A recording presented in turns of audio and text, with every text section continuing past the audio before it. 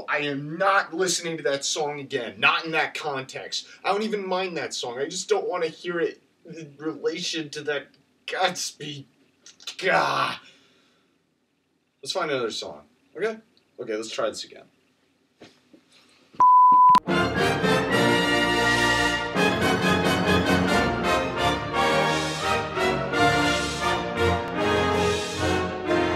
You know, I'm a pretty lazy person. How lazy? Last video I made was back in May about 2 films that hadn't come out yet.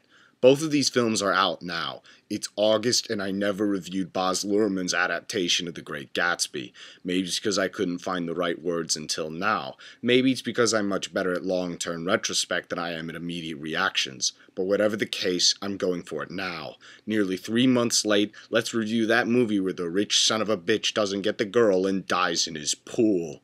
Sarcasm aside, the novel's been out for almost a century and most kids are forced to read/SparkNote the bloody thing at some point in their high school careers, so the whole spoilers moniker doesn't even seem worth it at this point. I suppose a quick synopsis is in order though. Nick Carraway, played by surprisingly good Tobey Maguire, heads out to New York to try and make it as a bond salesman on Wall Street, but ends up tangled up in the lives of 3 people belonging to the super-rich class of New York. His ditzy cousin Daisy, her obnoxiously racist/asshole in general husband Tom Buchanan, and Nick's mysterious neighbor, a Jay Gatsby, played by Leonardo DiCaprio. Nick finds out that not only were Gatsby and Daisy lovers before she married Tom Buchanan, but that Gatsby's over-the-top lifestyle, consisting of an endless stream of parties that look suspiciously like modern-day rap videos staged with flapper and masquerade costumes to fit Luhrmann's anachronistic style fetish, are part of a scheme Gatsby has been working on to try and win Daisy back. Now, if I sound bitter in any way about the soundtrack and Luhrmann's leanings towards anachronisms, let me make something clear.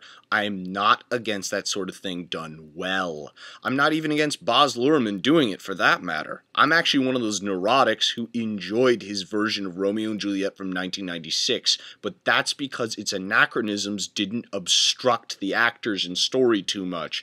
It would rear its ugly head in Romeo and Juliet, but with a lot of grace, perfectly blending mind-bending cinematography and shot composition with stunning performances on the part of its actors.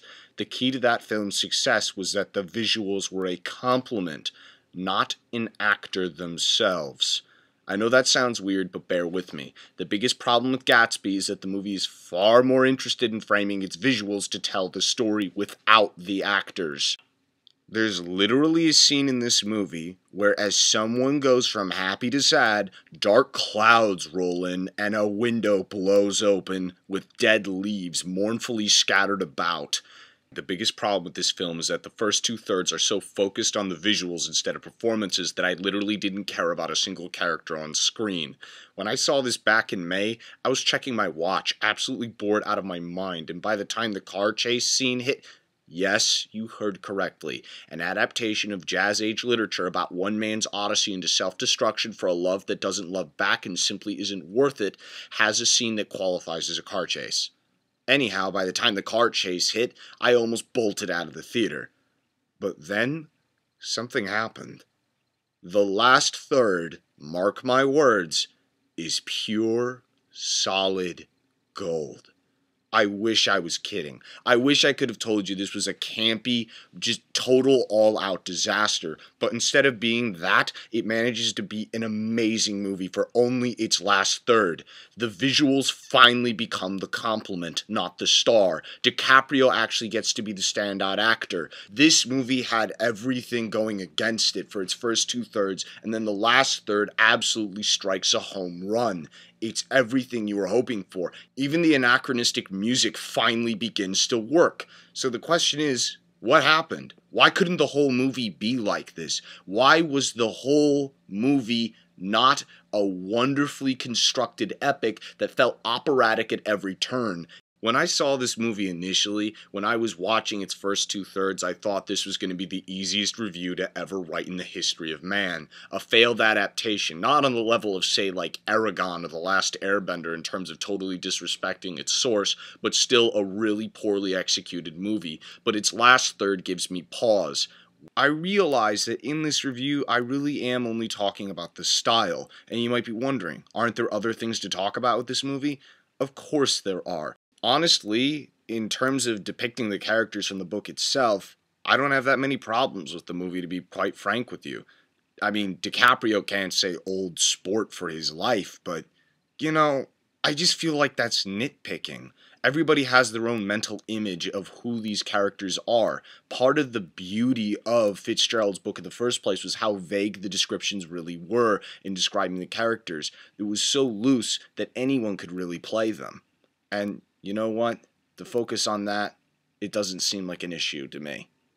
If you really want to know what I think that this might be one of the most spectacular failures of all time. One of the most beautifully shot, mind you, but a failure nonetheless.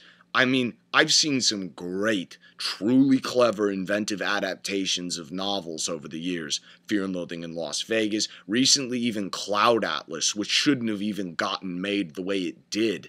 But the overall impression I get from this is that Baz Luhrmann fell asleep at the wheel, and then he remembered to wake up before he got all the way home.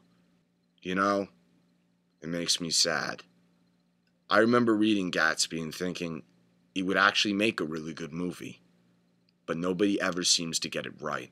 On its own merits, it's still a failure. This has been that guy with the deep voice, signing off.